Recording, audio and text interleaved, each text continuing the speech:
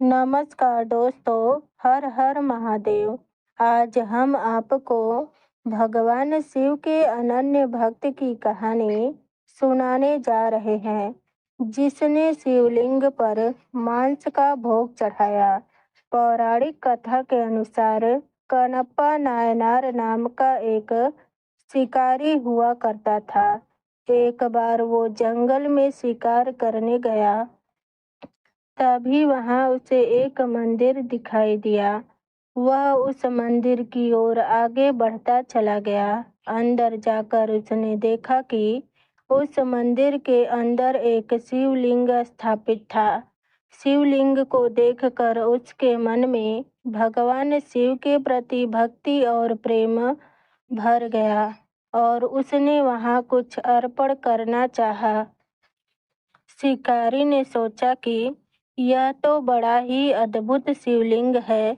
मैंने सुना है कि जब हम भगवान के मंदिर में दर्शन करने जाते हैं, तब हमें कुछ न कुछ चढ़ाना पड़ता है, लेकिन मुझे समझ नहीं आ रहा कि मैं कैसे और किस विधि से ये काम करूं।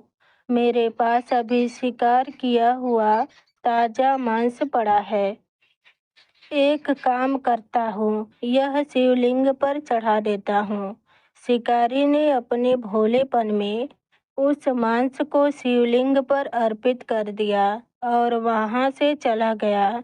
उस मंदिर की देखभाल एक ब्राह्मण पुजारी करते थे, जो उस मंदिर से दूर रहते। वह एक शिव भक्त थे, लेकिन हर दिन शिव मंदिर आना बड़ा ही दुष्कर कार्य था।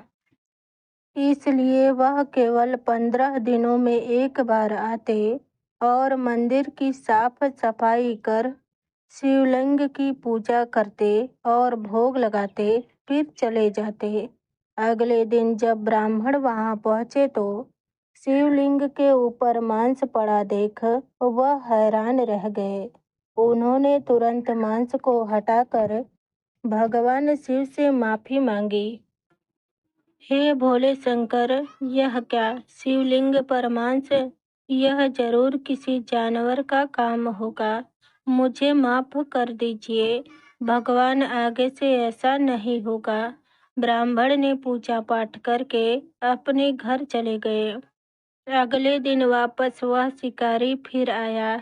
ऐसे ही हर दिन वह मंदिर आता और घंटों बैठकर शिवलिंग के सामने अपने मन की बात कहता। एक दिन जब वह मंदिर पहुंचा तो उसने शिवलिंग पर थोड़ा धूल देखा। उसने सोचा, यह शिवलिंग कितना गंदा हो रहा है, क्यों न मैं इसकी सफाई कर दूं। लेकिन मेरे पास पानी लाने के लिए कोई बर्तन नहीं है। फिर उसने सोचा, पास के झरने से अपने मुंह में पानी ला सकता हूँ। शिकारी झरने तक गया और मुंह में पानी भरकर ले आया और शिवलिंग पर डालकर उसे साफ करता रहा। अगले दिन जब ब्राह्मण मंदिर आया तो मंदिर में मांस और शिवलिंग पर थूक देखकर उसके मन में गुस्से का ज्वार उमड़ आया। ऐसा तो कोई जानवर नहीं कर सकता, यह तो कोई इंसान ही कर सकता है। अब मुझे मंदिर अच्छे से साफ करना होगा। शिवलिंग को शुद्ध करने के लिए मंत्र पढ़ना होगा। ब्राह्मण ने पूजा पाठ की, शिवलिंग का शुद्धिकरण किया और वहां से चले गए। हर बार जब वह मंदिर आता, शिवलिंग उसे उसी अवस्था में मिलता। एक दिन उसने भगवान शिव से पूछा, भगवान, यह कैसा पापी मनुष्य है जो आपको हर दिन अपमानित कर रहा है और आप कुछ भी नहीं कर रहे हो। मुझे समझ नहीं आ रहा, आप इतना अपमान कैसे सहन कर सकते हो प्रभु। ब्राह्मण की बात सुनकर स्वयं भगवान शिव उसके सामने प्रकट होते हैं और कहते हैं, उठो ब्राह्मण देवता, जिसे तुम अपमान समझ रहे हो वह एक भक्त का अर्पण है। मैं भक्ति और प्रेम से बंधा हुआ हूँ। जो भी भक्त प्रेम से कुछ भी अर्पण करता है, मैं उसे स्वीकार करता हूँ। मेरा वह भक्त बहुत भोला है, निस्वार्थ भाव से मेरी पूजा आराधना करता है।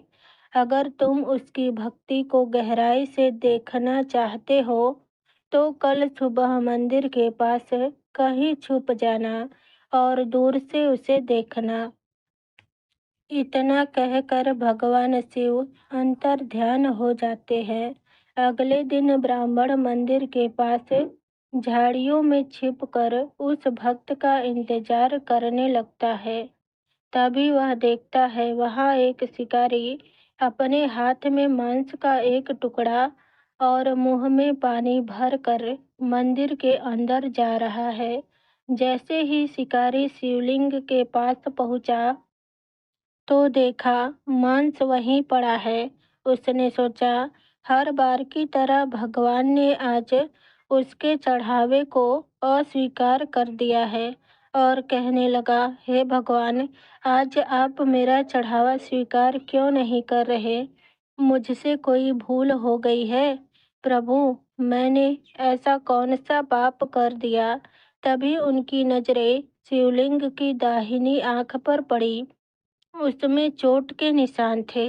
अरे, यह क्या? शिवलिंग के दाहिने हाथ आंख पर तो चोट लगी है। आप चिंता न करो प्रभु, मैं जड़ी बूटी पीस कर लाता हूँ। आपकी आंखें बिल्कुल ठीक हो जाएंगी। झाड़ियों के पीछे छिपकर ब्राह्मण यह सब देख रहा था। शिकारी ने जड़ी बूटी पीसकर शिवलिंग के दाहिने आंख पर लगाई ताकि वह ठीक हो सके। लेकिन ऐसा करने से आंखों से रक्त और तेज निकलने लगा। ये देख शिकारी से रहा नहीं गया और उसने अपनी आंख देने का फैसला किया। उसने चाकू निकाला और अपना दाहिना आंख निकालकर शिवलिंग पर रख दिया। ऐसा करने से रक्त टपकना बंद हो गया।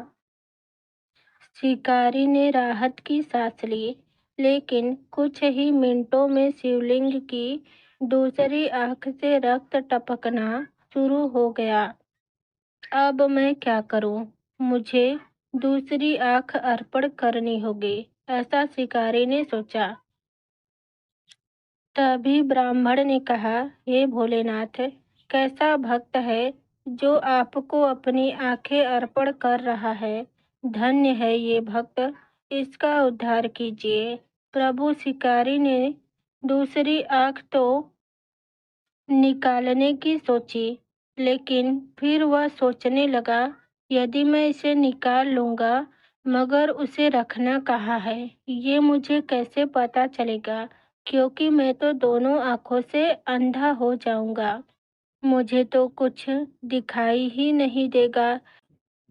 कुछ देर सोचने के बाद शिकारी को विचार आया कि एक काम करता हूँ, जहाँ पर आँख लगानी है वहाँ पर पेंट कर देता हूँ, ताकि मुझे पता रहे कि दूसरी आँख कहाँ लगानी है। शिकारी ने शिवलिंग की दूसरी आँख की जगह पर अपना टीका लगा दिया। जैसे ही उसने अपनी बची हुई दूसरी आँख निकालने के लिए चाकू निकाला, वहां पर एक दिव्य प्रकाश फैल गया और भगवान शिव प्रकट हो गए। भगवान को अपने सामने खड़ा देख शिकारी उनकी चरणों में गिर पड़ा। तभी ब्राह्मण भी मंदिर में भागते हुए आया और हाथ जोड़कर भोलेनाथ के चरणों में गिर पड़ा। ब्राह्मण, देखो, यह मेरा प्रिय भक्त है, कनप्पा नायनार। कनप्पा का मतलब आंखें अर्पित करने वाला। नायनार अर्थात शिव भक्त। आज से पूरी दुनिया तुम्हें इसी नाम से जानेगी। प्रभु, आपके दर्शन पाकर मैं धन्य हो गया। भगवान शिव के आशीर्वाद से कनप्पा की आंखों की रोशनी वापस आ जाती है और वह महादेव की भक्ति में लीन हो जाता है।